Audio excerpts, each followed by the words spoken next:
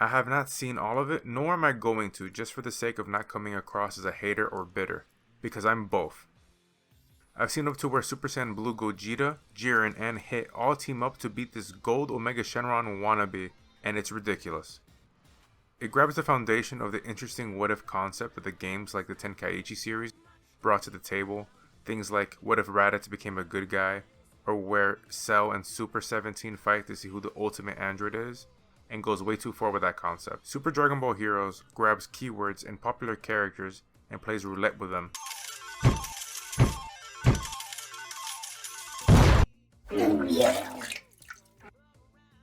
This show makes the part of the anime community that thinks Dragon Ball has no substance or plot seem right.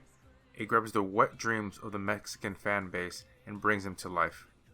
Like everything's just flashy and empty. I'm going to use the good Dragon Ball Z movie, or technically Dragon Ball Super movie, Dragon Ball Super Superhero as an example.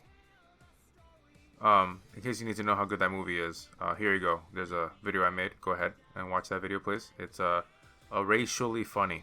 Oh, please, I'll suck your dick. But here's the example. Gamma 2 shows up and fights Piccolo. Piccolo talks to Pan. Pan gets fake kidnapped. Gohan shows up and fights Gamma 1. Piccolo fights Gamma 2 again, except he's orange. Then Cell Max comes out and Gohan beats him with his white hair. This would all happen in about 11 minutes. Probably. What a mess of a story that would be. Kind of like the Buu saga, except that was a good time at least. Another video you can go ahead and watch of mine. Go ahead, this video is my most successful one. It's amazing. Brilliant. My audio kind of sucks balls, and so does my editing, but you should go watch it anyways. Please watch it. Dick. Dragon Ball Super feels like the joy-filled heart of the original Ball got mixed with the power and concepts of Z. That mixture makes satisfying character moments with somewhat disorienting stakes that are treated like they're no big deal, but at least seeing these characters be themselves makes Dragon Ball Super an enjoyable addition to the Dragon Ball franchise. Heroes grabbed Super and removed all the heart of Ball and doubles down on the fast-paced nothing matters concept and power scaling that makes Super feel like it falls short of the original series.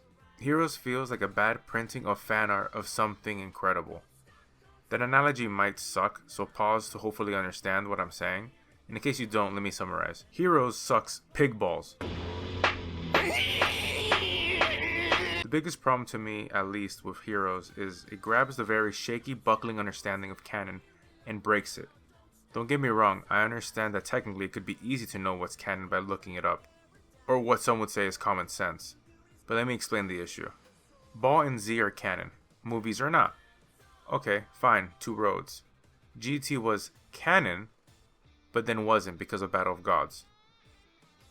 Don't get me started on the theories that how Super and GT can coexist. If anything, that proves my point more. Battle of Gods is technically a Z movie, so was Resurrection of F, making it so that movies can be canon. But then they are redone / retcon into Dragon Ball Super, starting the concept of dual canon sources that conflict with each other, sort of like the whole complicated Bardock special and Dragon Ball Minus manga, later adapted into a canon Super Broly movie, which brings in and redoes a character from a movie. Good thing the character in question isn't important to the story or has his name in the title of these films to avoid confusion. But going back to the main point. Now we know two things can be kinda canon at once. Then comes the new arcs that Super made that were also in the manga. Universe 6 Tournament, Black Arc, Tournament of Power. The show has the Broly movie that is skimmed over in the manga, but then the manga has two exclusive arcs. Then another canon movie that takes place after those two arcs comes out. That's not even including the games. The series is a mess, and the heartless, soulless, rushed animation that is Heroes feels like the final nail in the coffin for people who love knowing everything about Dragon Ball.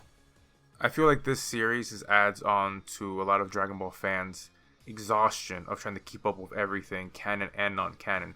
At least the original movies were very enjoyable and fun, and it didn't do anything to strain the fanbase's mind or discussion.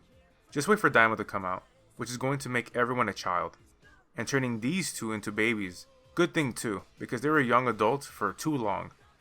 Give them back their youth. Sure, why not? Whatever, I guess I'll look forward in Heroes when Launch sneezes into a Namekian with God Ki versus Chiaotzu who spent 1,000 years in the time chamber and enjoys blackfacing. Should be fun.